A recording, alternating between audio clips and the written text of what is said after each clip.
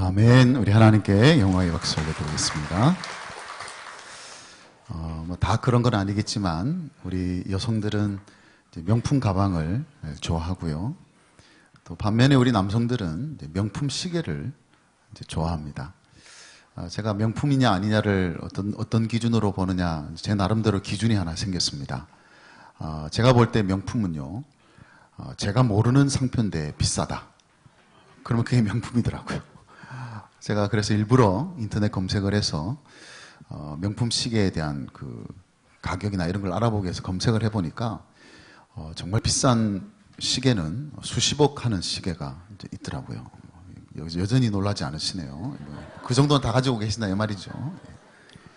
그런데 제가 거기 나와 있는 시계를 보니까 제가 알고 있는 브랜드는 없는 거예요. 제가 볼 때는 이거 명품 시계지라고 생각했던 브랜드는 거기 끼워주지도 않더라고요.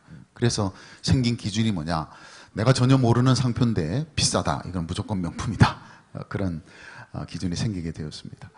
사실 명품 시계를 찾는 이유가 여러 가지가 있겠죠. 여러분 시계는 정확하게 시간만 가면 되는 거 아니겠습니까? 그런데 그렇게 비싼 시계를 차야 되는 이유, 또 그런 시계를 만드는 이유가 뭘까, 그런 생각이 들기도 하겠지만, 사람은 자기가 가지고 있는 무엇인가를 통해서 자신이 어떤 존재인가를 이렇게 보여주려는 그런 습성이 있는 것 같습니다. 그래서 때로는 이 시계를 통해서 내가 이런 사람이다, 내가 가진 부와 지위와 명예와 이런 것들을 얼마든지 시계로 표현할 수 있다, 저는 그렇게 생각을 합니다. 그런데 사실은 이 시계란 것이 우리 인생에 대해서 정말 보여주고자 하는 게 과연 뭘까라는 생각을 하게 된다면, 좀 단적으로 말하면 이런 것이 아니겠는가. 정말 좋은 시계라면 명품 시계가 아니라 바로 이것을 우리에게 보여주는 시계라면 정말 좋은 시계가 아닌가 생각됩니다. 그게 뭐냐면, 우리가 시계를 볼 때마다 시계가 우리에게 이렇게 얘기를 하는 겁니다. 너 이제 얼마 안 남았다. 시계를 볼 때마다 그 시계가 너 이제 얼마 안 남았다. 그게 어떻게 보면 우리가 이 시간에 대해서 가질 수 있게 되는 아주 지혜로운 테러라고 볼 수가 있습니다. 조금 기분 나쁜 그림일 수 있겠는데 그림을 하나 좀 보여드리겠습니다. 지금 무덤이 있습니다. 지난주일에도 제가 무덤 그림을 보여드렸는데 매주마다 이렇게 무덤을 보여드려서 대단히 죄송합니다만은, 오늘 보여드리는 무덤의 특징은, 저 무덤을 파고 있는 게 누가 무덤을 파고 있습니까? 시계가 무덤을 파고 있는데, 저 시계의 시계추가 삽으로 되어 있습니다. 그래서 저 삽이 이제 무덤을 파는 것인데, 저 시계의 시계추는 결코 멈추는 법이 없이 계속 파죠. 저것이 바로 우리 인생에 대해서 시간이 또는 시계가 보여줄 수 있는 가장 상징적인 그림이 아니겠는가, 그렇게 생각하고요.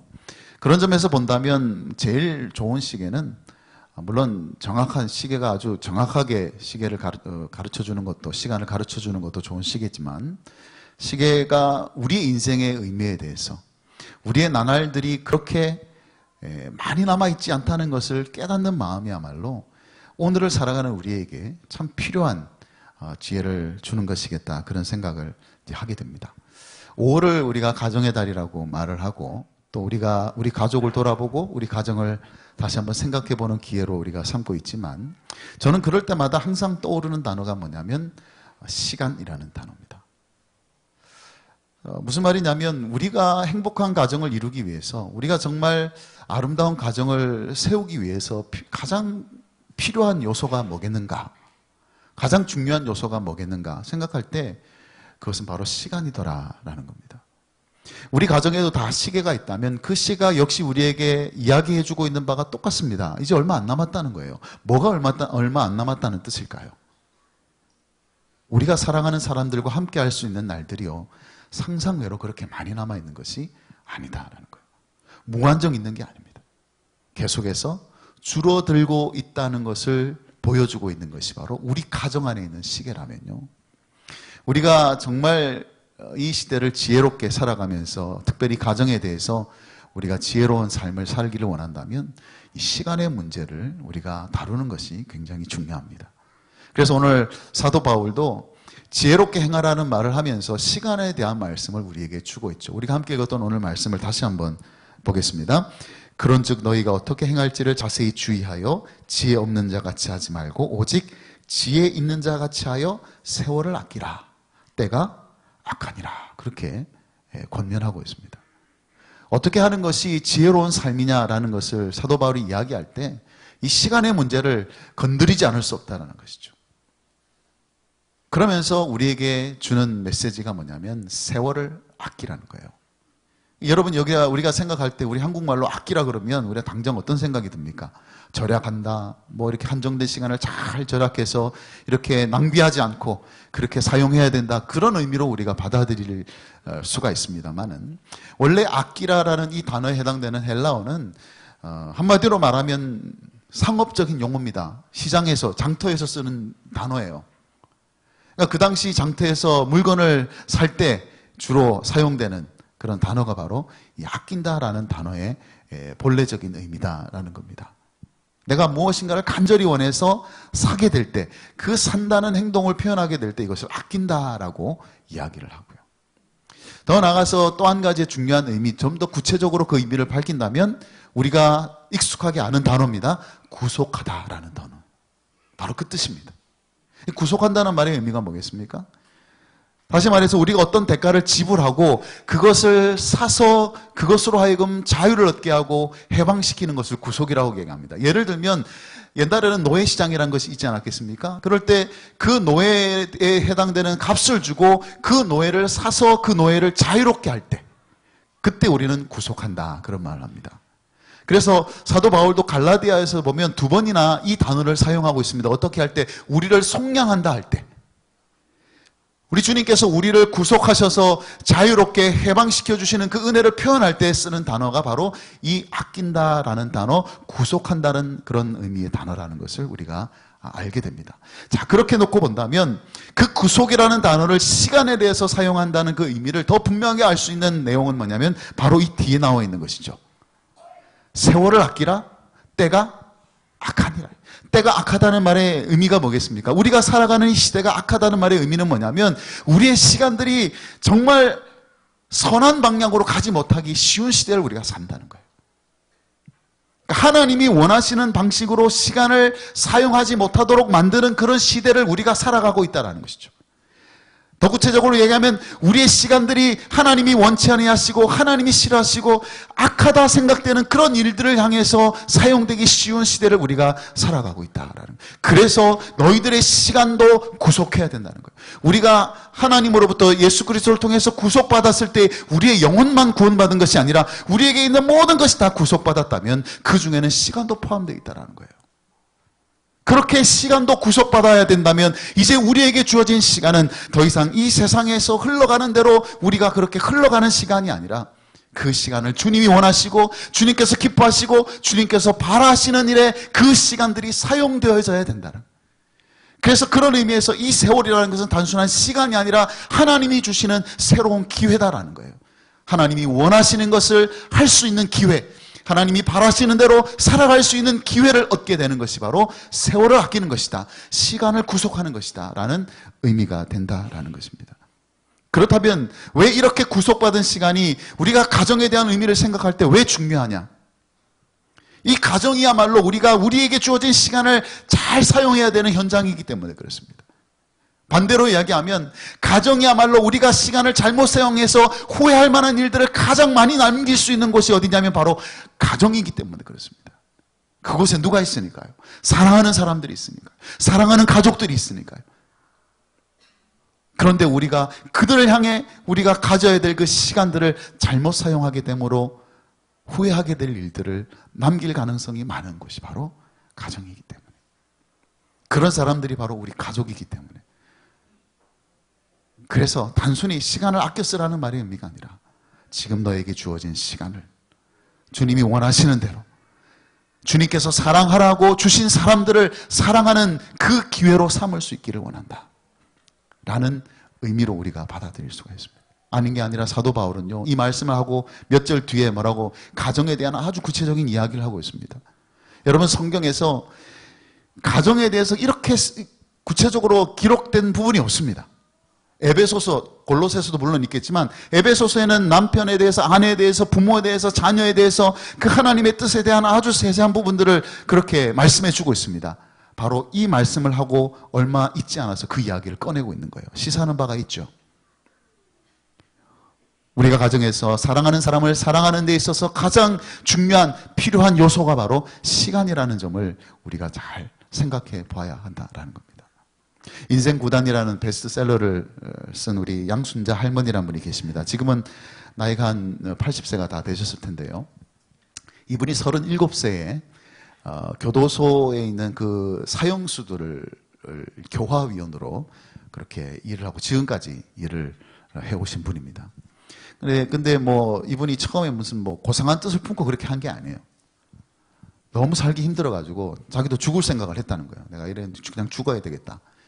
그런데 죽음을 앞둔 사람들의 심정은 도대체 어떨까 싶어서 이제 자원을 한 겁니다. 사형수들을 이렇게 만나고 이야기해주고 하는 일에 자원을 하게 된 거예요. 그렇게 시작된 것이 이제 오늘에 이르는 것이죠. 그분이 그 사형수들과 이렇게 대화를 나누고 상담을 하고 이렇게 하는 과정에서 인생의 의미를 깨닫게 됐다. 그렇게 이제 고백을 합니다. 이제 그런데 이제 그분이 이제 그 사형수를 만나면서 깨달은 게 뭐냐면 사형수나 우리나 시간의 그 본질적인 의미에 대해서는 별로 차이가 없더라는 거예요. 그러니까 사형수들은 교도소 안에서 언제 죽을지 모르는 사람들이고 우리는 교도소 밖에서 언제 죽을지 모르는 사람들이다. 똑같다라는 거예요. 예. 그러면서 그 책에서 이분이 이런 이야기를 했습니다. 제가 그 책의 내용을 그대로 한번 여러분에게 한번 읽어드리겠습니다. 세상에서 제일 슬픈 일 중에 하나가 사랑하는 사람의 이름을 불러도 대답이 없을 때야. 맛있는 것도 사주고 경치 좋은 것도 구경시켜주고 싶은데 그 사람이 이 세상에 없을 때란 말이야. 오늘이 그 사람을 사랑할 수 있는 마지막 날일 수 있고 오늘이 사랑을 받는 마지막 날일 수도 있어. 그러니 이 핑계 저 핑계 대면서 사랑을 내일로 미루지 마. 내일은 상상 속에만 있는 거야. 아무도 내일을 살아본 사람은 없어.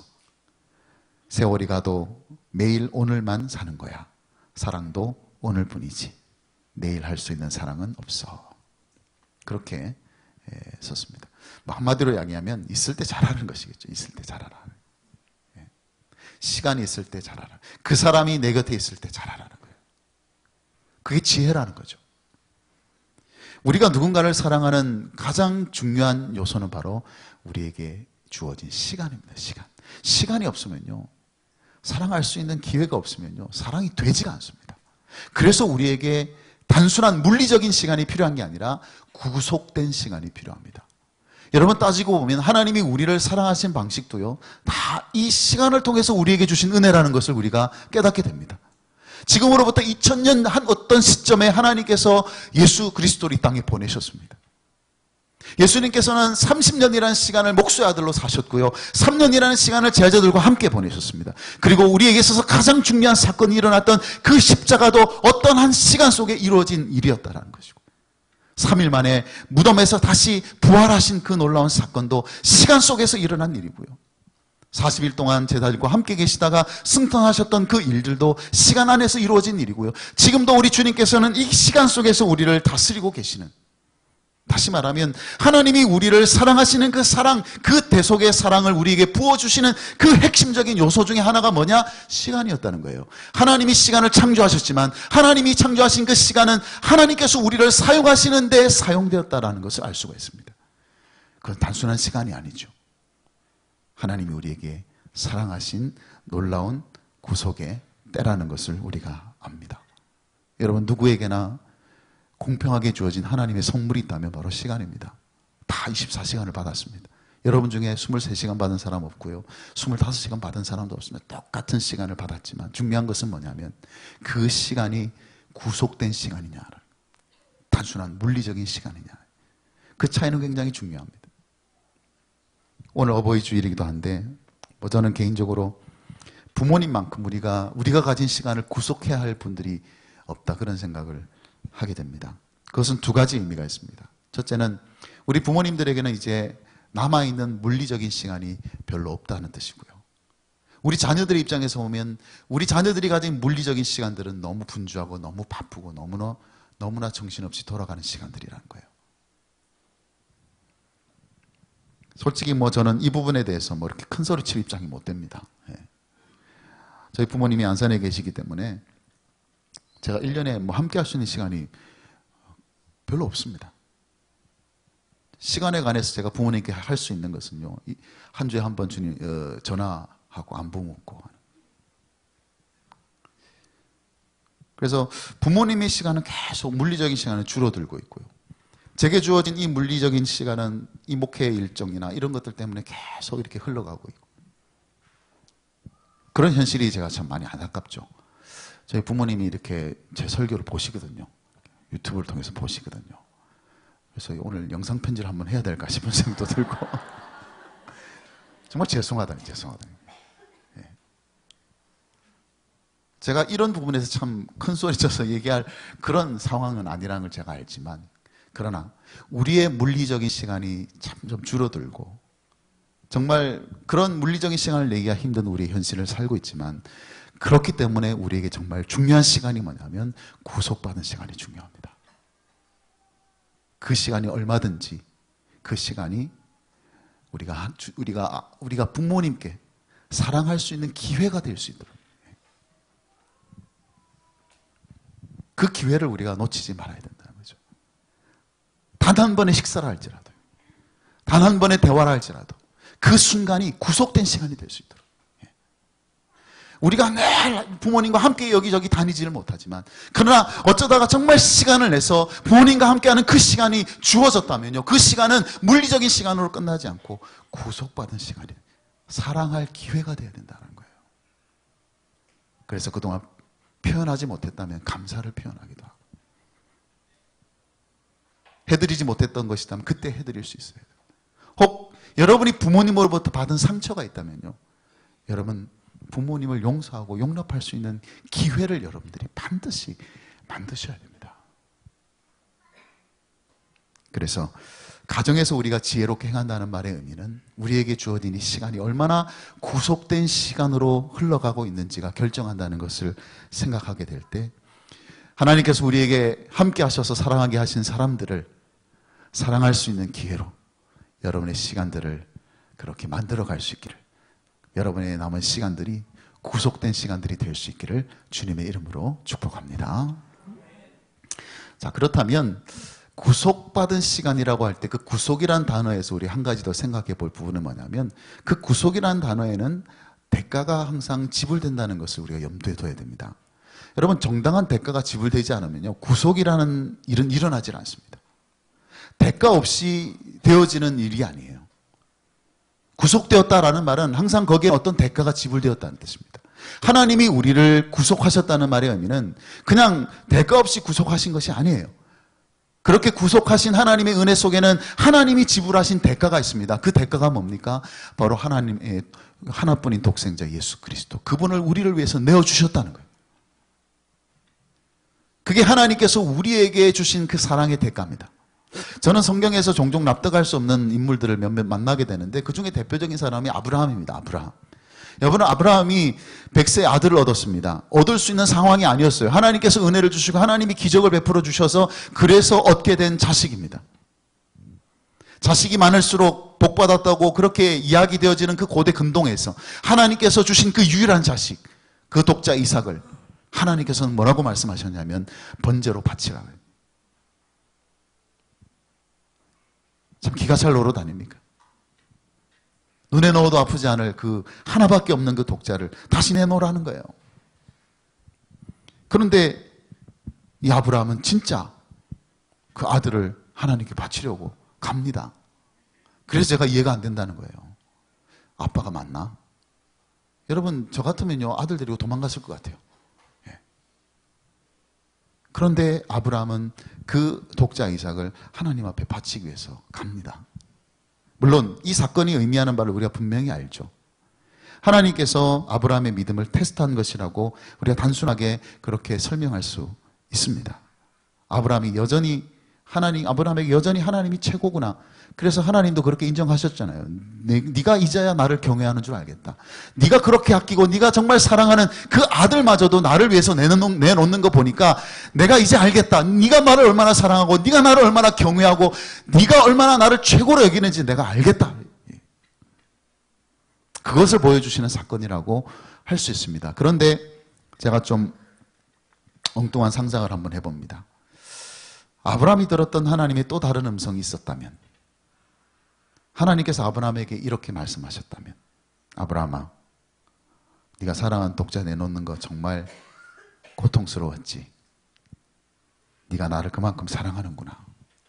그런데 아브라함아, 내가 이제 그렇게 이 세상을 사랑하려고 한다. 네가 독자를 아끼지 않고 나를 위해 내놓았듯이 나도 이 세상을, 내가 사랑하는 이 세상을 위해서 하나밖에 없는 독자 예수를 이 땅에 보내려고 한다 라는 말씀을 하셨다면, 그 음성을 아브라함이 들었다면요, 세상에서 아브라함만큼 하나님의 사랑이 어떤 것인지를 실감할 수 있었던 사람이 과연 누구겠습니까? 그 누구도 그것을 이해하지 못했겠지만 아브라함은 알 거예요. 자기가 뭐 그냥 쉽게 자식을 그렇게 하나님께 바칠 수 있었겠습니까? 아무렇지도 않게 그렇게 아들을 죽일 수 있었겠습니까? 그러지 않았을 거예요. 성경에는 표현되지 않았겠지만 그 찢어지는 마음이, 부모로서 자식을 죽여야 하는 그 찢어지는 마음이 왜 없었겠습니까? 아들을 사랑하는 마음이 왜 없겠어요? 그 누구보다도 강했겠죠. 100세 얻은 아들이니까요. 그럼에도 불구하고 그렇게 내놓았단 말이죠. 그런데 하나님이 그렇게 하시겠다는 거예요. 그렇게 하시겠다는 하나님의 음성을 만약 아브라함이 들었다면, 하나님이 정말 사랑하시는구나. 정말 사랑하시는구나. 그게 바로 구속에 담겨있는 우리 주님의 사랑, 하나님이 우리를 위해서 지불하신 사랑의 대가는 바로 그런 것이다 라는 거예요. 그렇다면 여러분, 시간이 구속되었다는 말의 의미를 생각해 본다면요, 그 구속된 시간 속에 담겨있는 그 사랑의 대가라는 것은 상상할 수 없는 것이 될 수밖에 없습니다.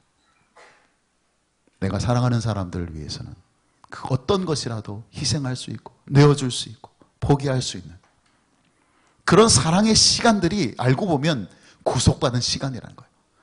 그냥 시간을 내서 뭔가 해주는 정도가 아니라, 그렇게 그 시간을 보내기 위해서, 그렇게 시간을 함께하기 위해서 내가 지불해야 됐던 그런 수고와 그런 희생과 그런 대가들이 거기에 고스란히 담겨 있다는 것을 우리가 알아야 합니다. 다운 증후군을 둔 한 엄마가 임신 당시에 낙태를 권유했던 의사에게 보낸 공개 편지가 화제가 된 적이 있습니다. 2016년에 있었던 일인데, 아이를 임신해서 병원에 가보니 초음파 검사를 해보니까 이 아이가 다운 증후군이에요. 그런데 그 담당 산부인과가 뭐라고 얘기했냐니까, 이 아이가 태어나면 당신의 삶을 분명히 힘들게 할 것이니까 낙태하자는 거죠. 아이를 지우자는 거예요. 그런데 이 엄마는 그렇게 할 수 없다 이렇게 얘기를 했죠. 그 이후로도 계속 집요하게 권유를 하더라는 거예요. 다시 한 번 더 생각해봐라. 다시 한 번 더 생각해봐라. 그리고는 아이를 무사히 낳았습니다. 아이를 무사히 낳았는데, 그 아이를 낳고 난 다음에 이제 다른 엄마가 이런 이야기를 듣지 않게 하기 위해서 그 의사에게 편지를 보낸 겁니다. 편지를 보내면서 초반에 자기 친구 이야기를 해요. 자기도 친구가 하나 있는데 똑같은 상황에 있었다는 것이죠. 임신을 했는데 검사해 보니까 다운 증후군이에요. 그런데 자기 친구의 담당 의사는 뭐라고 얘기했냐니까 이렇게 얘기했다는 겁니다. 당신의 아들은 완벽합니다. 그래서 낳았어요. 낳고 나니까 그 의사가 또 말합니다. 내가 말하지 않았습니까? 당신의 아이는 완벽하다고요.